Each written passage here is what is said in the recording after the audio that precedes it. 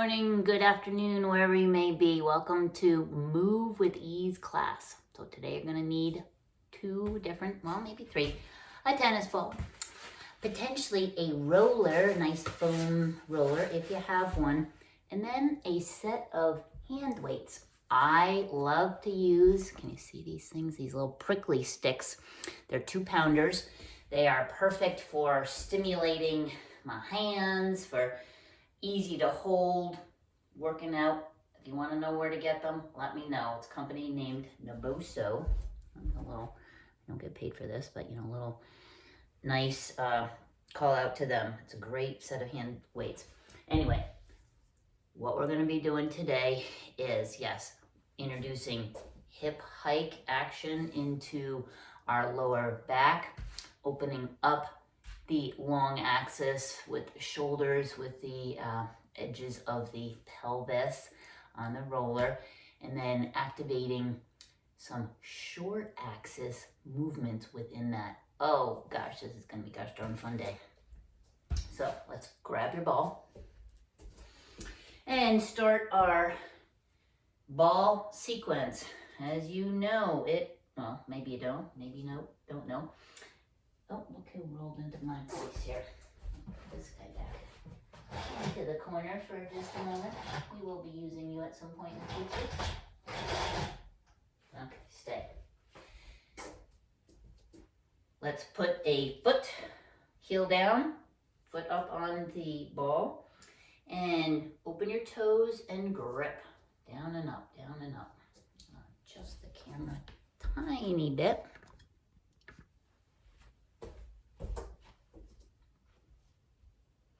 So your heel's down, the ball is over, the ball of your foot is over the tennis ball. I can speak English, we can do this. Well done, speak clearly. Good way to start any day is loosening up through your feet. Next part of this, part number 2, is lifting the heel, bending the knee, and pushing down into the ball, with using your leg strength, but also leaning your body weight into it. And slowly working across your foot, big toe over to the little toe. Looking around your space. I have some nice windows here. It's fun to look outside and watch the different seasons go by.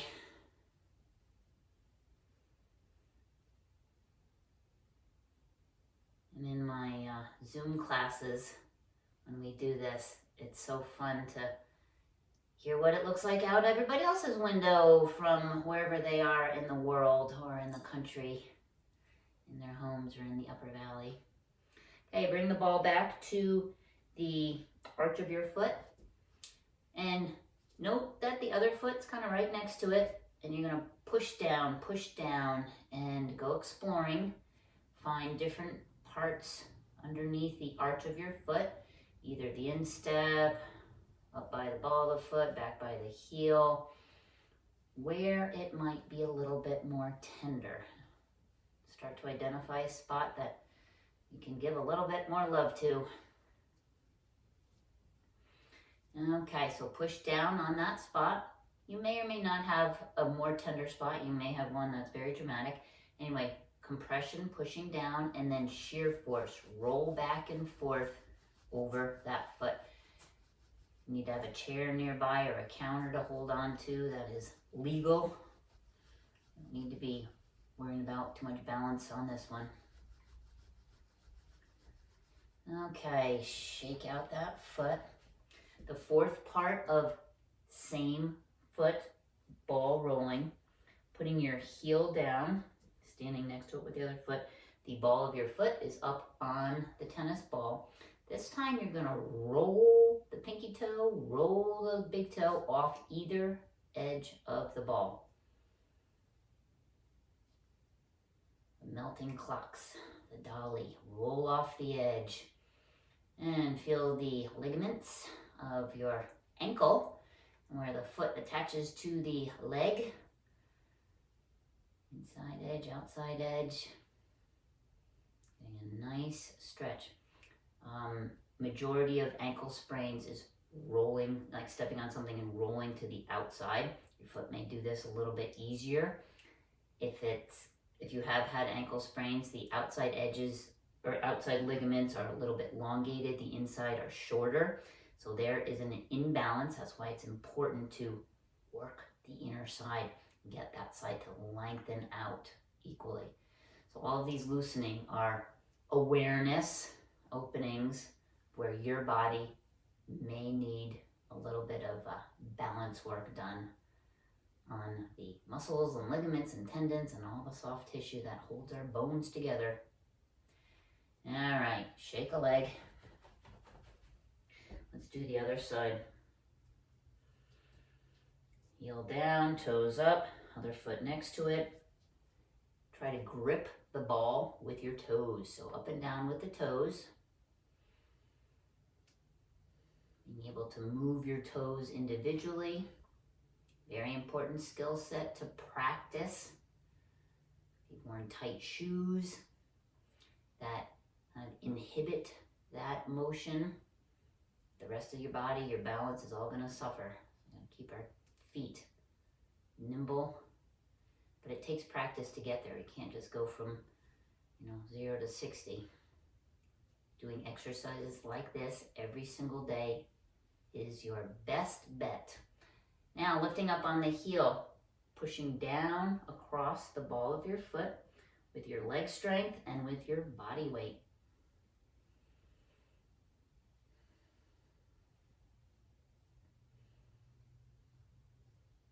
If you have bunions or hammer toes or other foot neuropathies, you may have more or less pain or tenderness on different areas underneath the ball of the foot. That's why it's nice to open them up, get fluid moving, keep this tissue mobile, loose, elastic. Not tight plastic or rigid that's going to break easily or that you don't get sensation from. Okay, move the ball to the arch of the foot and do the same thing. Go on a little exploration mission. Quick down and up, get in, get out.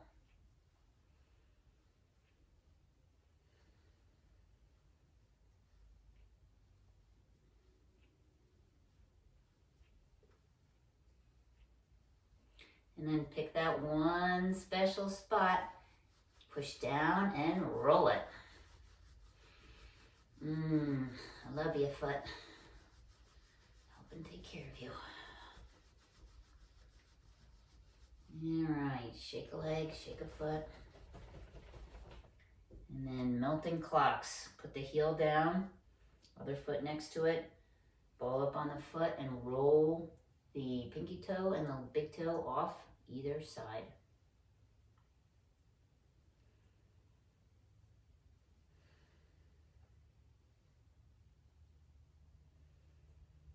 I will say it's much more fun to do this with others. Our morning wake up banter is always entertaining to see where we are in space and be able to share that with others. And it's always nice to help guide kind of where each exercise session goes. If you have a body part that you did something the day before that you want a little attention on, it's a nice opportunity to talk amongst ourselves and get some feedback on how to loosen up certain body parts. Hips, low back, knees, shoulders, neck, fingers. All right. Let's put that ball aside, shake it out.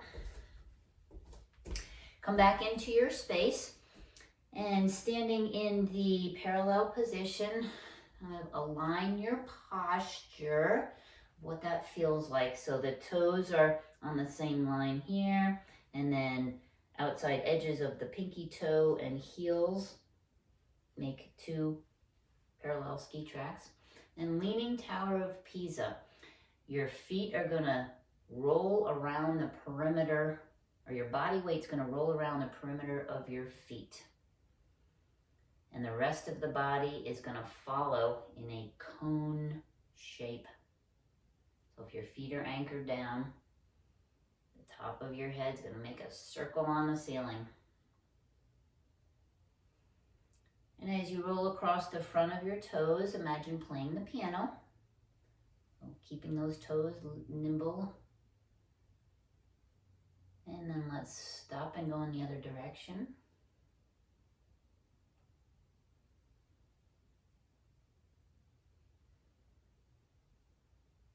Okay, back into the center, standing on the tripod of your feet, which is that nice triangle between the ball of the big toe, ball of the little toe, and your heel.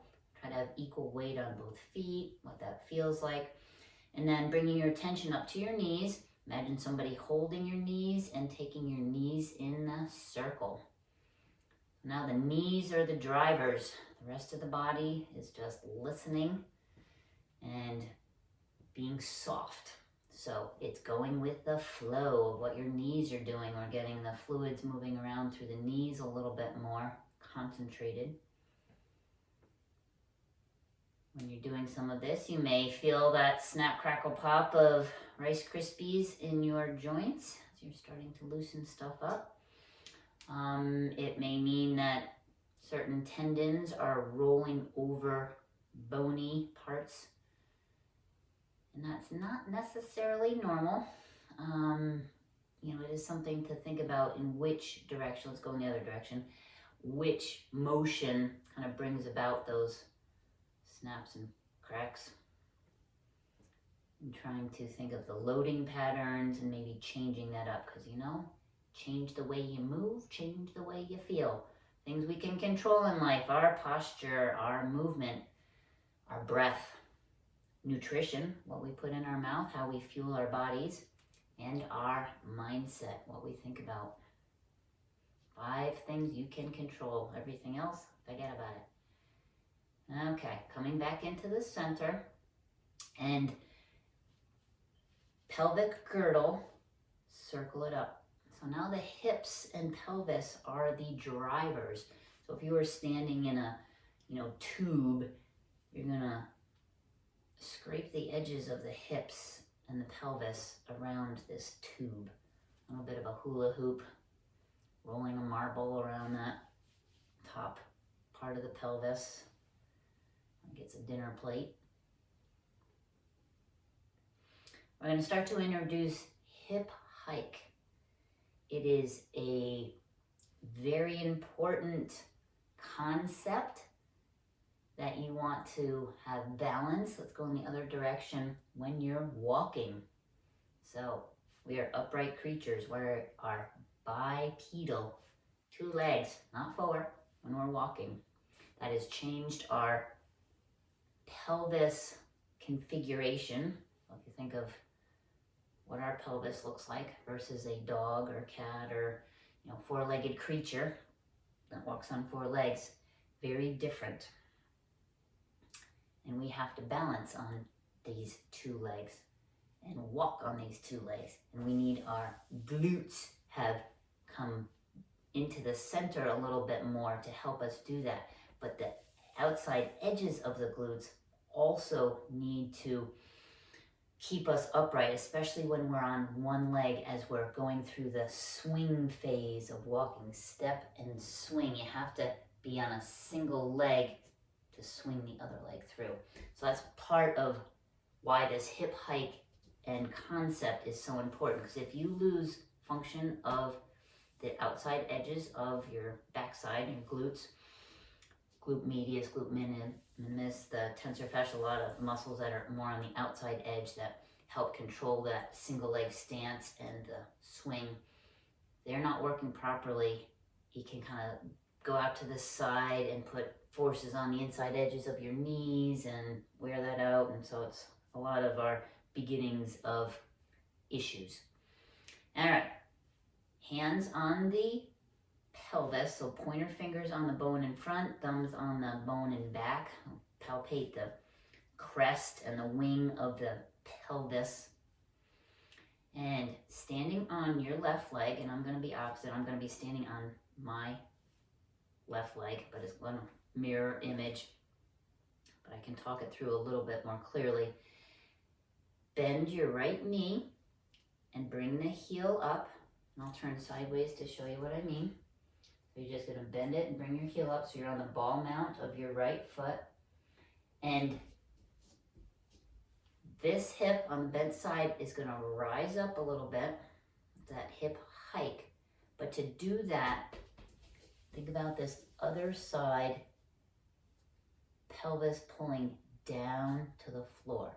So as one side comes up, the other side is gonna contract. So you're gonna squeeze into that tensor fascia lata, the outside edge of the hip area. Gonna squeeze that bun and push down into the floor with that side pelvis. All right, heel down. Let's try the other side. Bend the knee, lift the heel. So now this side floats up as we're squeezing now your right or base leg glute.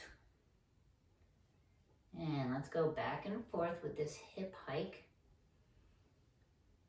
A lot of this is going to be determined of the looseness of not only your lower abdominal, but the lower back muscles, the quadratus lumborum that goes from this pelvic wing up to your spine.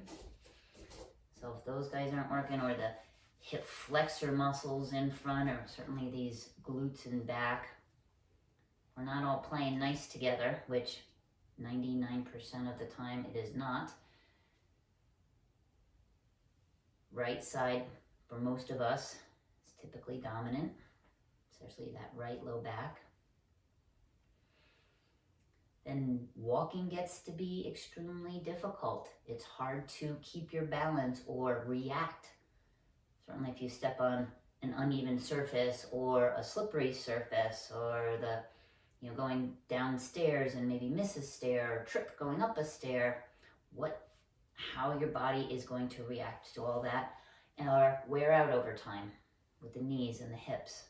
I'm trying to avoid knee replacements, hip replacements, or surgeries, or certainly keeping bone density nice and strong. And to do that, you need to be weight bearing and walking. Okay, as you do this, you may feel, your upper body kind of going side to side, trying to keep the rib cage stable. So take your hands off and maybe put them on your ribs, keeping this stable, and alternating heel lift. And this is hip hike. Let the hip float up as you're concentrating on pushing down and squeezing the back butt cheek.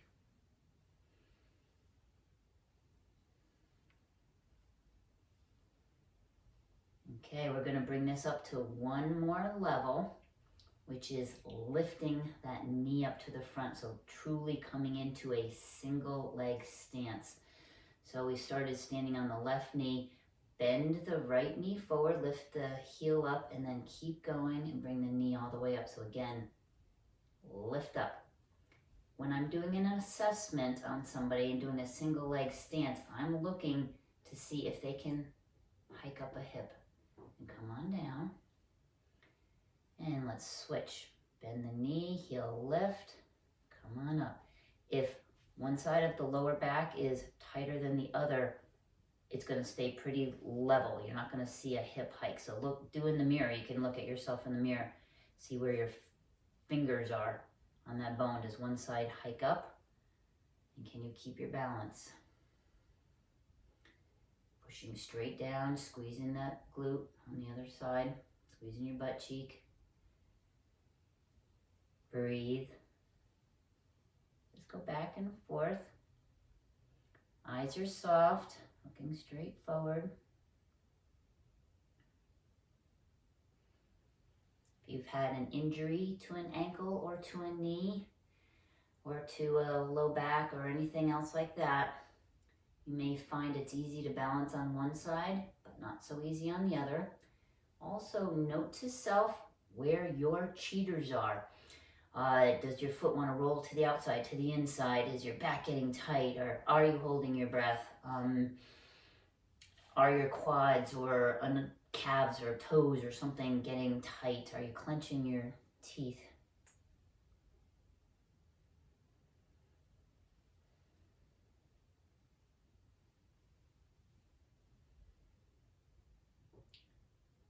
Okay, come back into the center. Shake it out. The dog, little neurological reset. That's why dogs shake sometimes. Well, yes, to get water off their bodies, but it's also a nice stimulation of the vagus nerve and rest and relax, lowering the nervous system response to all that, because sometimes keeping our balance is kind of scary. Oh, so let's get back on track. Well done. Hands up on your shoulders, knees are bent. Rotate to the side and look back and down. So that back elbow comes down to the floor, this upper elbow lifts towards the ceiling. Come back center and rotate to the other side and look back and down. Come back center. So you might imagine that your body is a big sponge. We are going to inhale and fill the sponge with air, but it could be water, so it expands. And then as you rotate and look back and down, you're gonna squeeze the water out by exhaling, pulling in on the belly button, contracting through the rib cage. Squeeze the water out. Inhale, center, exhale, rotate, look down, and squeeze the water out of your sponge. Belly button has to be very active in pulling in. This is going to increase the contraction through the exhale muscles that are located around the belly button. We, visually kind of imagine the belly button pulling into the spine, but that's actually going to activate the the transverse abdominis, the internal obliques, the muscles that are helping your torso rotate and helping the diaphragm open and close. So all of this stuff, very important to be aware of as we're rotating and looking back and down, side to side. I said in the last video how important this particular exercise / stretch is in connecting upper body, lower body, in balancing out this mid-cylinder section of the body so it works evenly and happily, so we can move easily, connecting the upper body with the lower body with the breath.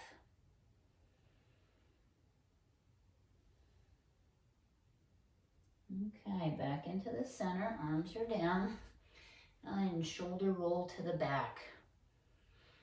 Again, the spine moving front to back, a piece of cooked spaghetti or seaweed rolling in the tide.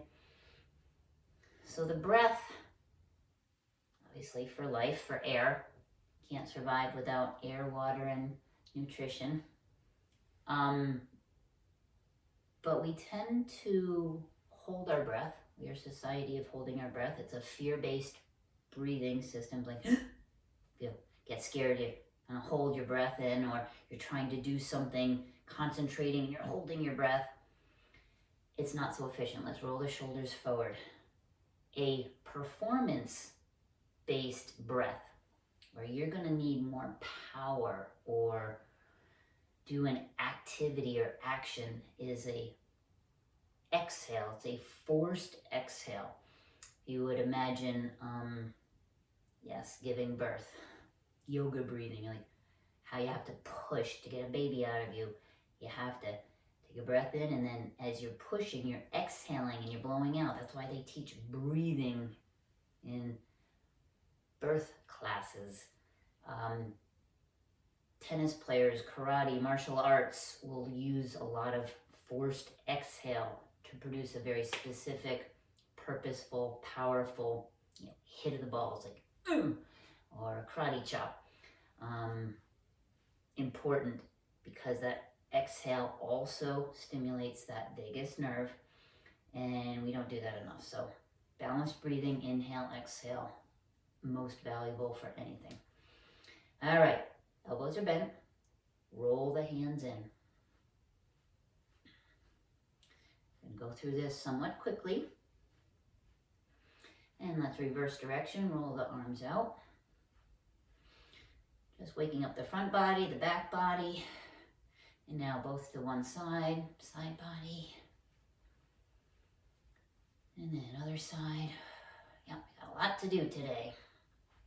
All right, shake, shake, shake. Last part, the 3 balance moves. So arms up, knees are soft and listening, twinkle fingers, chest, nose, eyeballs. Go side to side in a horizontal line. So 3 circles or 3 lines in front of you going in different directions or out to different lengths. Your chest can go so far side to side, whatever rotation you have in your upper body. The nose can go further because the cervical spine, the neck, has a little bit more mobility than this center thoracic spine.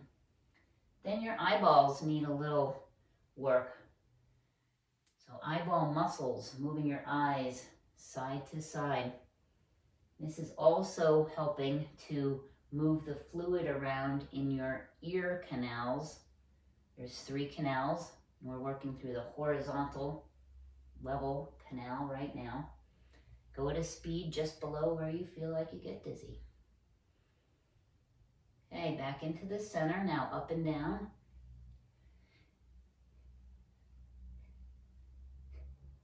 Whew! I had to sneeze. Whew. Okay, shake that one out.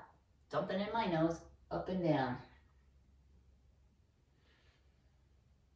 Maybe breathing too much out of my nose.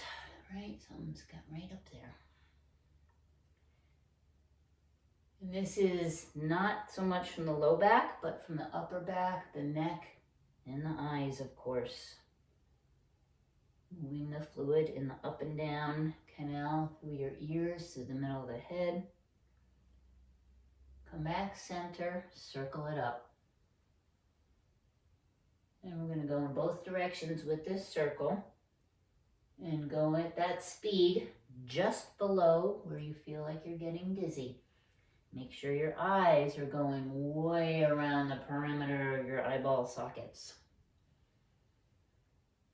Let's go in the other direction.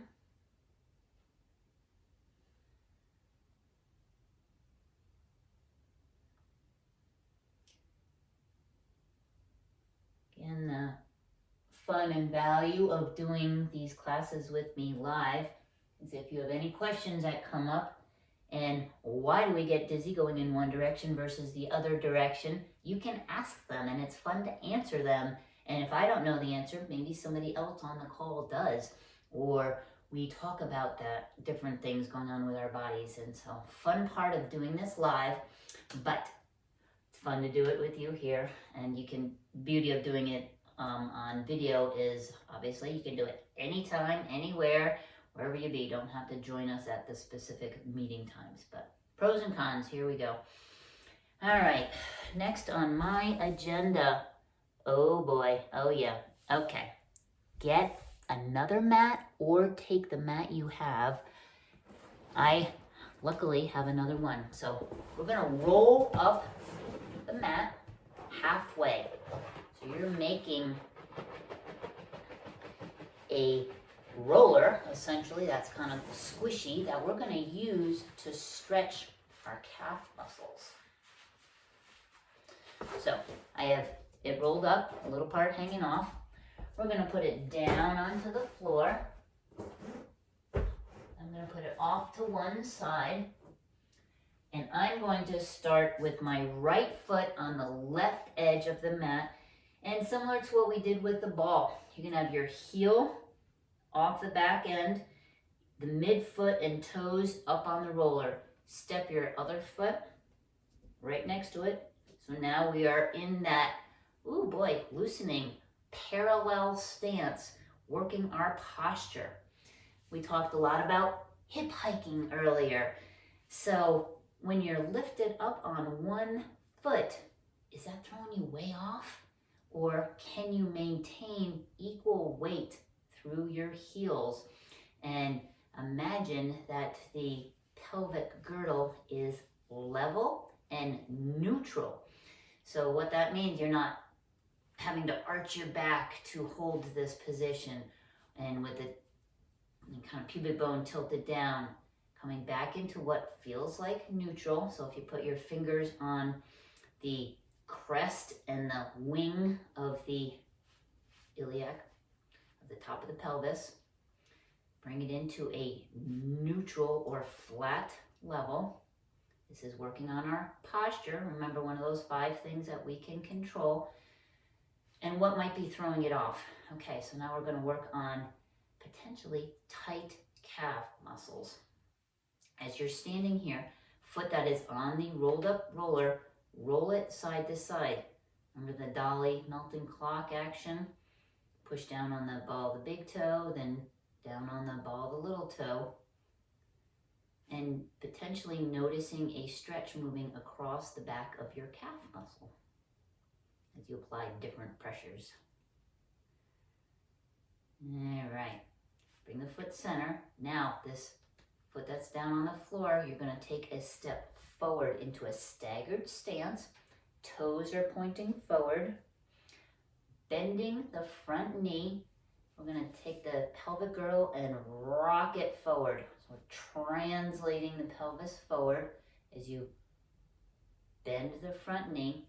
Important to have this back leg straight and direct pressure straight back through your heel. So now the center of the calf muscle, and then potentially the front of this back leg.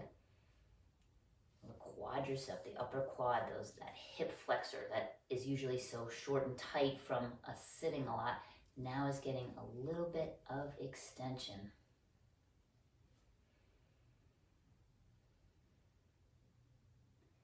I like to kind of wiggle and wag myself into place as I do this, so there's no perfect right or wrong, just feeling where the stretch is for your body. Okay, bringing your weight onto the front foot, turn the back foot out to the side, heel is down, and by rotating the foot out, it's going to kind of drag that leg out with it and drag the hip. Take your hands on the front, on that front hip pointer area, and whoop, bring it back center, bend the front knee. This time as you're rocking forward, back leg straight, intentionally push out or down on the pinky toe side, so it's rolling away from you as you rock forward. Stretch is going to be on the outside edge of the ankle, up the outside edge of the shin, and now into the inner groin a little bit. You can kind of lean into that inner groin, that part of that hip flexor, hip rotator muscles on the inner groin. And remember to breathe. Not breath holding situations right here. Okay, the next one's a little bit trickier to get into, so take a step back with a free foot. Foot that's on the roller is now going to turn and rotate so it's facing inward as much as your hip is going to let it. And then if you need to hold on to a chair, please do. You're going to try to take a step forward with this free foot. Still going forward with the back foot, toes rotated in. It's going to take the hips with it. So you want to try to redirect them forward. That's why it feels a little awkward. Our hips don't love internal rotation. It's not something we do a lot of unless your body was, kind of born with pigeon toes potentially. Bend the front knee. This time as you're rocking forward, translating forward, you're going to push down on the big toe or instep side. So the stretch is coming up through the arch, up through the inner edge of that ankle.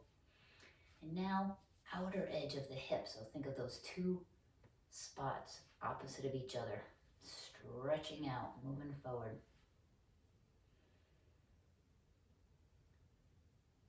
Depending on what you've been doing, if you're a runner or a swimmer or tennis or golf or biking, any, hiking, whatever, or maybe, sitting, computer, whatever you've been doing, what's your body telling you? Are your calves particularly tight? Does this stretch feel good? Is it hard? Do you need to do it more? If it is hard and painful, unfortunately, yes, it does say Do a little bit more each day. It gets easier, I promise. All right, weight onto the front foot, push off the back foot, and take this back foot and step flat behind the rolled up part of the roller. Both feet are flat, both feet are facing forward. Should feel a little bit easier. Okay, thumbs up to the front, pinkies to the back. Bring your arms forward and push off the back foot. And then arms back, lift up on the front toe. So rock forward and back.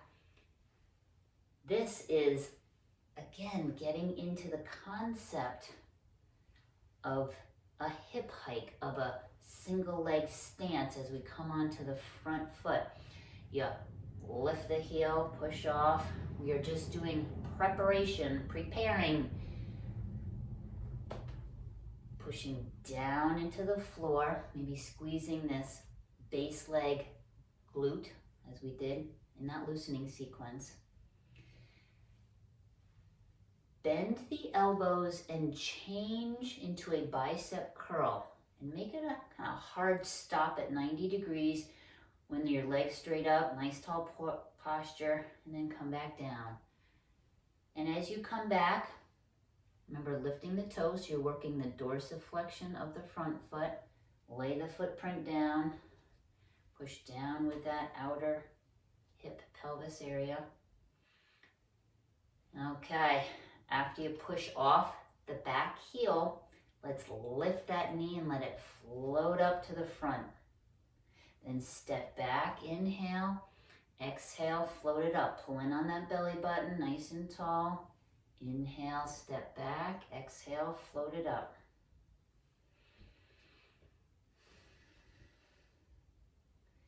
Eyes are soft and looking straight in front of you, potentially at something that's maybe not moving.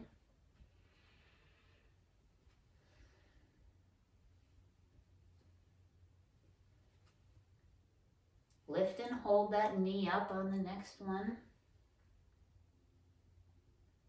This is hard. You're holding a platter in your hands, knee up. Get that hip down so this guy can stay upright. 5, 4, 3, 2, step out of it. Nice job. Oh, yeah. You certainly feel where your cheaters might be coming into play if different areas of your body are fatiguing. So shake it out. Let's move the mat over so we can do the other side, or I'm going to move it over so I can be still in the view of the camera. Okay, stepping on it with the other foot on the edge. So left foot on the right edge, right foot next to it, working on the posture on the other side. So this is that side to side comparison with the calf muscles. Is it throwing you off one way or another, or can you keep your weight fairly equal between your heels? Can you keep the pelvic girdle neutral without arching your back and feeling like you're gonna lose your balance or fall over? So wiggle into a neutral posture. And then foot that's on the roller, gently roll it side to side to increase that stretch across the middle of your calf. This feels good. I just love all of this awareness, exercises. Simple. These are things you can kind of do anywhere, anytime. Yes, you may not always have a rolled up mat, but you can certainly go into a staggered stance and change your foot position at a kitchen counter, standing in line somewhere, do a little hip hike action. All fun stuff. Okay. Right foot, take a step forward into the staggered stance. Your back foot is still halfway up onto the roller. Your heel is on the floor. Midfoot, toes up, toes straight ahead. Bend the front knee. Translate and rock hips forward. As you're coming forward, push straight back on your heel. And stretch through the front of the back thigh and the middle of your Achilles heel coming up through your calf.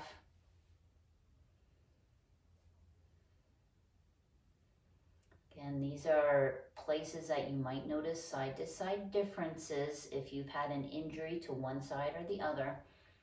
Ankle sprain, knee sprains, any bunions, hip, low back stuff. Start to notice these side-to-side differences. Just give that, good side or bad side a little love, and we're trying to balance things out. Okay, bring your weight forward onto the right foot. Turn the back foot out to the side, maybe at about a 45-degree angle. Remember, it's taking your hip with it, so you're going to redirect hips, pointers forward, rock forward, push out on that outer edge of the pinky foot, of the pinky toe.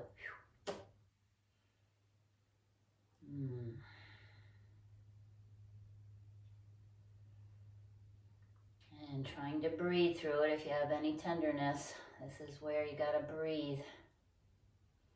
Shows up when you least expect it.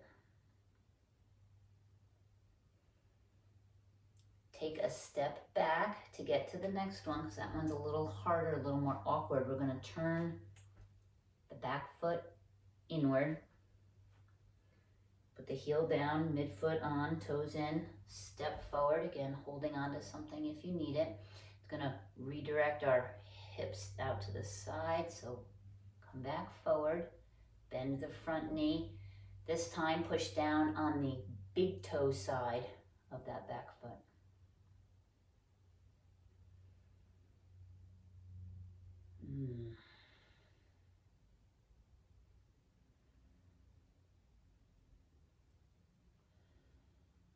Remembering to wiggle around for different spots for you.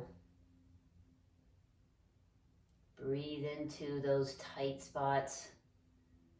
I like to think of getting air into all those tight nooks and crannies, that like a rolled up air mattress. We're trying to unfurl those tight areas in the body. Pull the weeds. Loosen it up. Okay, step forward onto the front foot. Take the back foot flat. Should feel a little bit easier. Staggered stance behind the rolled up portion. Toes are forward. Arms by your side. You're going to lift your thumbs up and push off the back leg. Then pinkies back. Lift up on the front toe. Forward and back with the rocking motion. And this is the preparation for the single leg stance, for walking nice and tall and strong. Something you want to do for the rest of your life.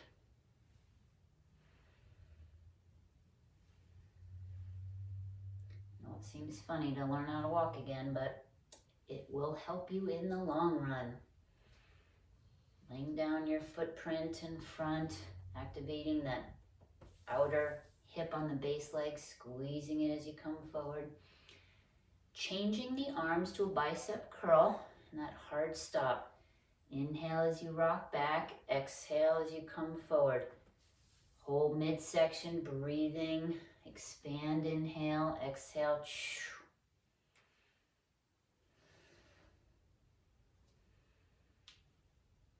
Walking, talking, moving, breathing, doing it all at the same time. Coordination 101. Okay, let's bring that back knee up with us. Inhale, step back. Exhale. And you might feel a little bit wobbly. Remembering to focus in on that outer hip of the base leg. Let the knee just float up. Eyes are soft.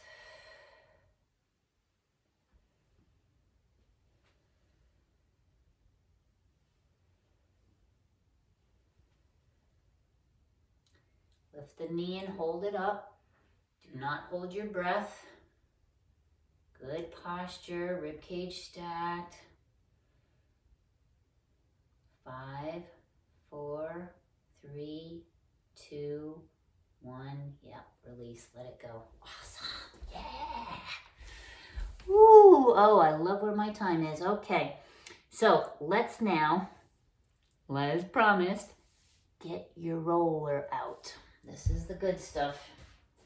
So foam roller, I'm gonna put it onto the floor sideways so you can kind of see what I'm doing. Getting other obstacles out of the way. Okay, the best way to do this is sit down on one side of the floor next to it, hands on either side. Lift your backside up onto the roller and then roll on back. So 3 feet is more than enough for 99% of the people to have the back of your head and your tailbone on the roller. So position yourself as such. Knees are bent, feet are flat, arms are on your side so the forearms are on the floor. Let your shoulders kind of come down and hug the roller. Now, attention on the lower abdominal, lower back. Let's roll it back and forth such that you pull your low back into the roller and then gently let it arch away. So yes, anterior, posterior, pelvic tilt. Incorporate your breath as you tilt away, arch your back, inhale, feel the ribs expand. Exhale, pull the belly button in, spine towards the roller. And inhale, roll it away. Exhale, pull it in. Just gently moving back and forth between these two extremes.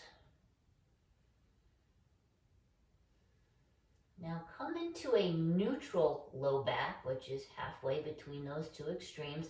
So you're not arching excessively one way or another, keeping that nice and neutral. Take your arms and go straight up towards the ceiling. So stability in your lower body, mobility in the upper body. Let's take our shoulder blades and pull them down around the roller so you feel like you're hugging the roller. And then take a breath in. On the exhale, push your hands up and round out your shoulder blades. Inhale, come back down, hug the roller. Exhale, round it out. Again, breathing and moving at the same time. Have those be coordinated events. With the lower body, belly button and down, feeling stable. Upper body moving.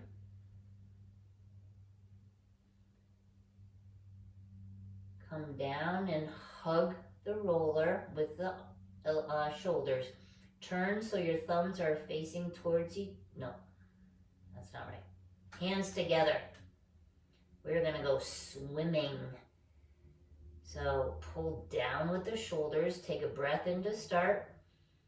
On the exhale, push up higher, then open out your hands, turn your thumbs towards each other, bend the elbows, come down to the floor with the elbows, then hands sweep together by your ribs, push together, and come up.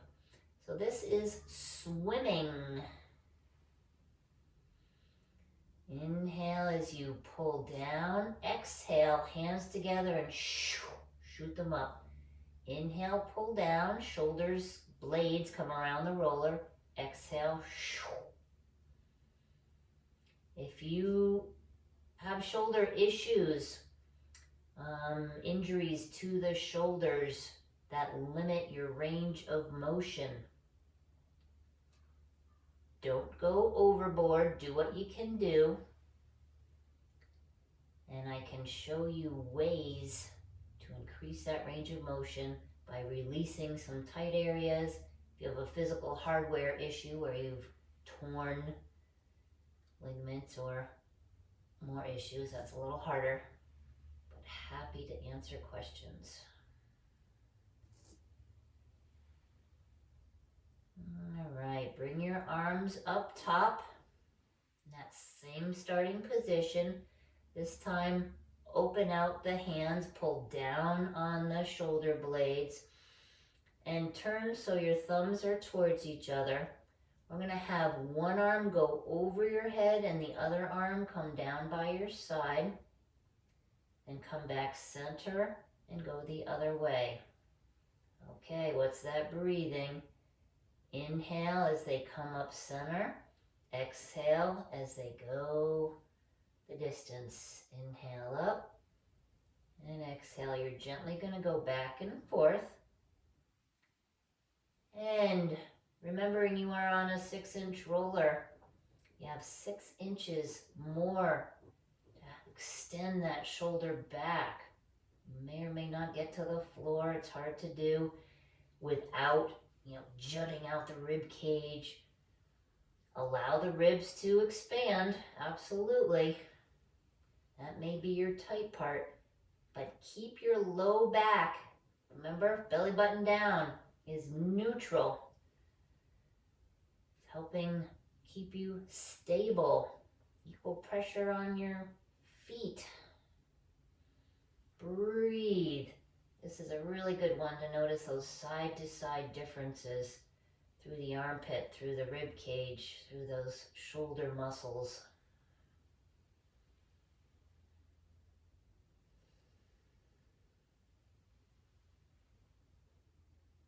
Bring your arms back up top. Readjust. Now, double arm backstroke. Turn your thumbs so they're towards your knees, pinkies to the outside.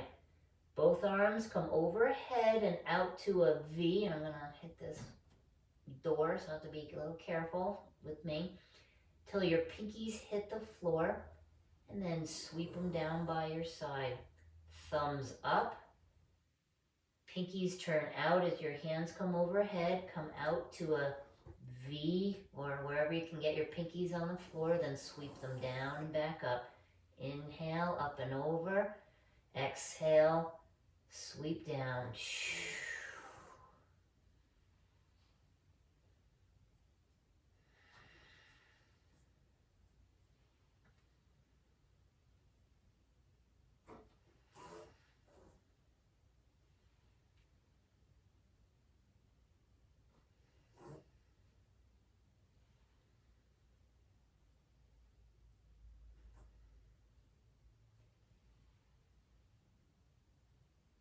Making big snow angels. If you don't have a roller, and I probably should have said this earlier, definitely should have said it, you can use a rolled up towel or, your yoga mat. We just used it. Roll it up and you're going to put it down your spine just as we're showing. It's going to give a little support to the spine and a little bit more room to move of the shoulders. All right, bring those arms down by your side. All right, outriggers. Have the shoulders hugging the roller. Now, one leg at a time, bring your knees up into a 90-90 position, which means 90-degree flexion at your hip, 90-degree flexion at the knees. Rotate the ankles around a little bit, loosen them up. And then hold them in place and allow the edges of your hips, so the spine and sacrum, bottom part of the spine, are on the roller, but the edges of the pelvis can hug the roller, similar to how your shoulder blades hug the roller. Obviously have greater range of motion in the shoulder blades, but you still can get a little action out of the ligaments that connect the sacrum to the outer hip area, into the bones, into the muscles that are on your backside, the low back. Keeping your torso centered. We're going to try to do one leg at a time, toe touch down, knee up. Breathing is important. Keep the knee bent at 90 degrees, move from your hip. Inhale as you lower a toe down to the floor. Exhale, pull in on the belly button, bring that knee back up. Other side, inhale, toe touch down. Exhale, bring it up. Alternate side to side with your breathing. This is hard. If you don't have a lot of control and function in your lower abdominal or lower back, cheaters come into play very quickly. So if you're getting too fatigued, take a break. Put your feet down. You work up into this.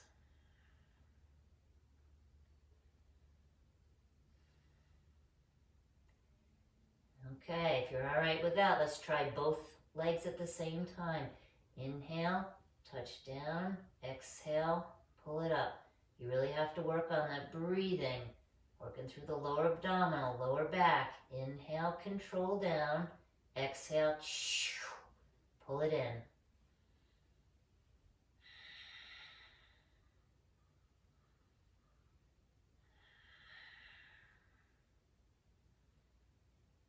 Trying to get 5 times total. And then put your feet down, take a break. Oh, yes. It's tight, doesn't it? Okay, extend your legs out. And then open your arms out. Yeah, big spread eagle. And literally flop. Let the back arch, let the chest and shoulders and hips enjoy that extra 6 inches of extension.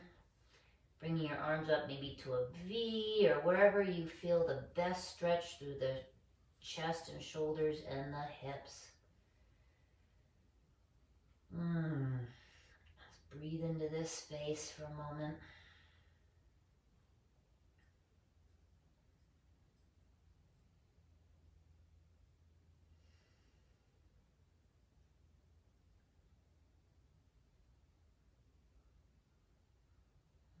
Okay, bending the elbows and bring them back in, then bend the knees one at a time, bring your feet back in. You're gonna slide off one side of the roller and then push it away and then lay flat on your back and feel the floor in a whole new way. So literally slide off, push the roller away, lay back, extend your legs out, arms down. You might feel like you have a hole or an indent in your floor where your body is now touching the floor in all new ways. Feels good.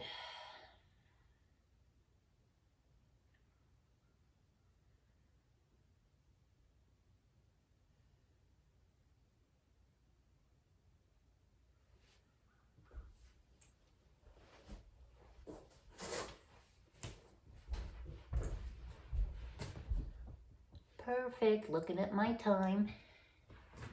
Now bring your knees into your chest and give your knees a little bit of a hug. You roll around a bit.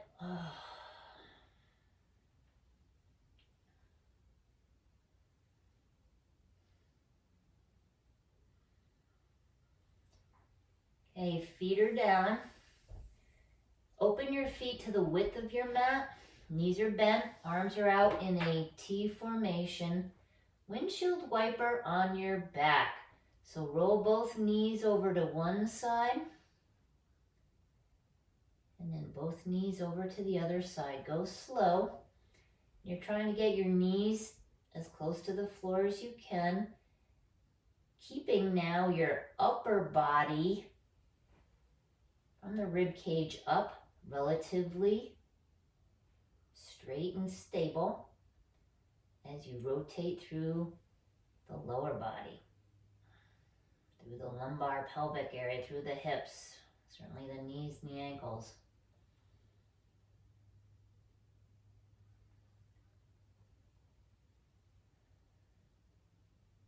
Roll your knees to the right, and you're going to take your right foot and try to put it on top of the left knee And pull it down a little bit more. This increases the stretch off that left hip to the left inner thigh, inside edge of the knee.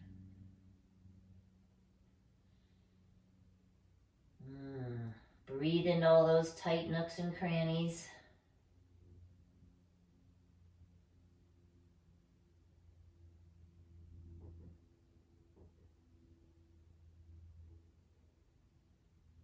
Gently release the right foot. Bring both knees up. And knees now to the left. Let your feet roll over and take your left foot and put it on top of the right knee. Again, open them out.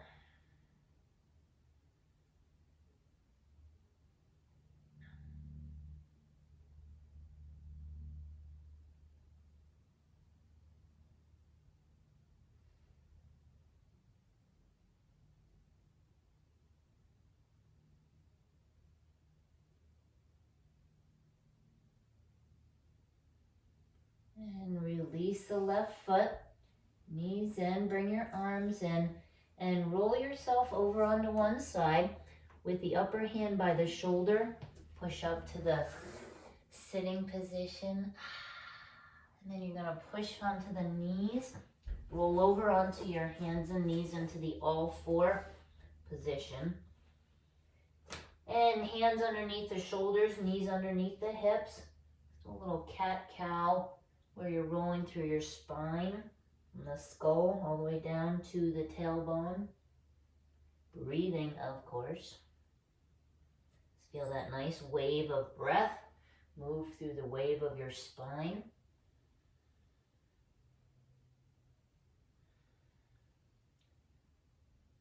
Okay, come back center.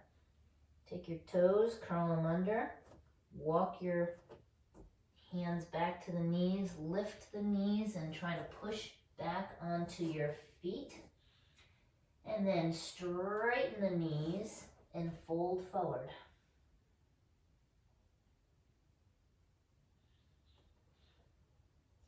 Bring your body weight forward into the toes, and then back to the heels.